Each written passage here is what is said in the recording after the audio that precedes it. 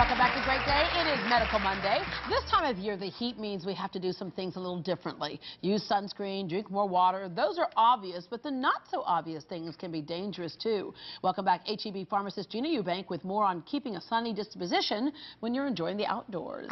Hey there. Hello.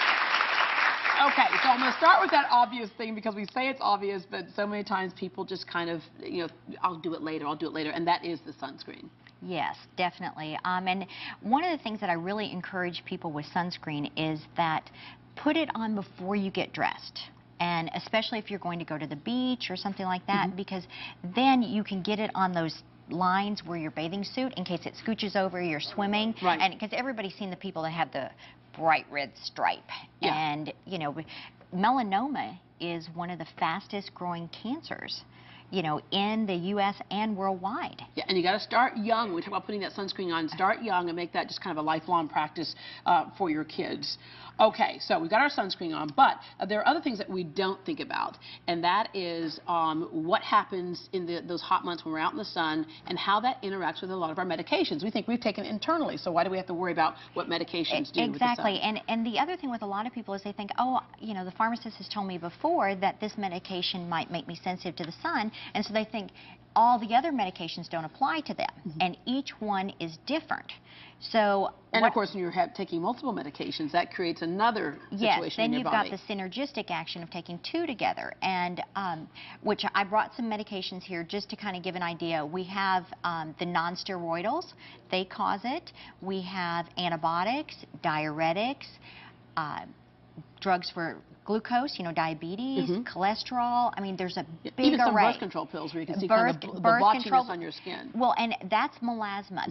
That's where they'll get that hooded look on their face, and that's from the hormone. And and they'll have to do a lightening cream on it, or yeah, and once you do those lightening creams, you got to stay out of the sun altogether. Yes, it's a whole nother thing. And with the medications, when they interact, it's very interesting how it does, because you swallow the pill, and then when the sun shines on your skin, the largest organ in the body, organ in the body, the sun interacts with the medication, and it makes it where you have a phototoxic reaction, which would be a severe sunburn. Okay, you say phototoxic. Let's go through the different ranges.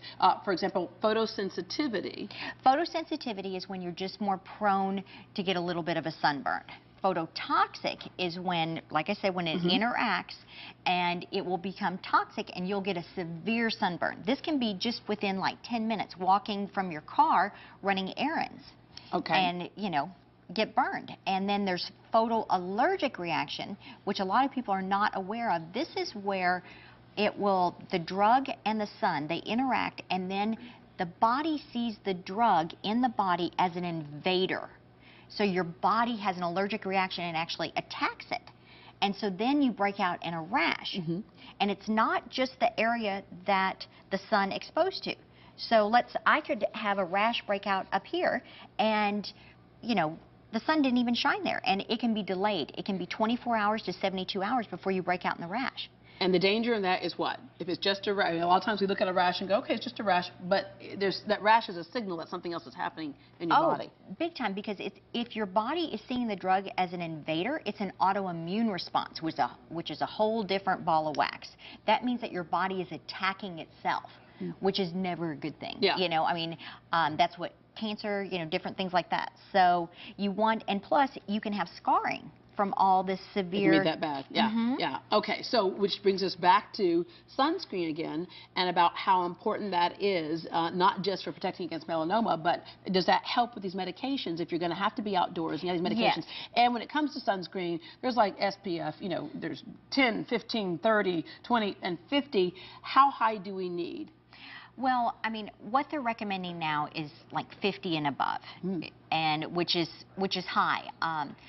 Especially with kids, the big thing that I recommend with that, because this was a shocking statistic to me, 40% of people get one sunburn a year, like a pretty severe sunburn. Yeah, and a lot of people would say, yeah, that's me. No biggie. And if you get one blistering sunburn as a youth, that doubles your risk for melanoma. Wow. And in your lifetime, if you've had more than 5 severe sunburns, you double your risk for melanoma. So that goes back to the sunscreen, the importance with that. You know, and a lot of people, they wonder, should I do the lotion? Should I do the spray? What's the best option? And it's really whatever texture you like, because they're both great options. Just make sure that you put it on, you know, to dry skin, and that even with the spray, when you spray it, rub it in. You can't just spray like hairspray. You want the convenience, you want to spray and go, right? Yeah, I mean, you just want to mist and go, but you still have to rub and make sure that you get it. And like I said, you know, don't forget your ears, you know, your lips, you know, the areas that you can't see. Get a friend to help you, you know, and a friend preferably that likes, a good-looking one. Yeah, well, and yeah, you show up at the beach. Excuse me, could you put that on for me? My husband went to the restroom and I can't wait. Okay. And by the same token, having a friend, if not a doctor, you should be a doctor at least once a year, to look at your body and say, do you see anything that looks kind of weird? You know? Definitely, because most people have had more than 5 sunburns in their lifetime. And that brings up the age group of 30, that demographic group. They are increasing with melanoma more than any other group. Wow. And, you know, that's pretty scary. Yeah.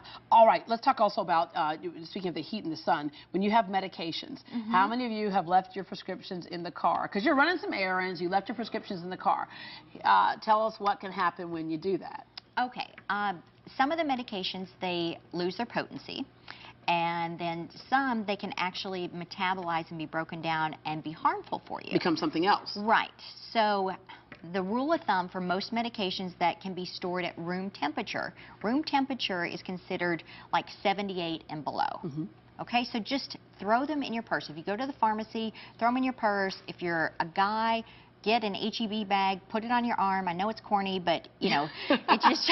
Carry it around. Carry it around. It's a must. Otherwise, I mean, make it your last errand. Yeah, because I had T3, T4 for my thyroid, and it was left in the car. My husband was running errands, and he left it in the car. But about 3 days later, I was just feeling really sluggish and really bad, and thought, why am I feeling this way? It feels like I haven't had my thyroid medication. And when I asked him, where did you, in the lineup of running errands, when did you pick up my... He goes, I did the first thing, honey. I did yours the first thing. But then he left it in the car for a couple of hours, and it doesn't take long for it to turn into something else, and it was just not good anymore. And especially in our Texas heat. And, you know, people who have insulin and other medications like that, I mean, that is definitely... It can be life and death. Life-threatening, yes. All right. Gina, thank you very much for the information. And you can find out more online at heb.com/pharmacy, heb.com/pharmacy. Well, there's one part to your hurricane preparedness kit that you may be forgetting: blood.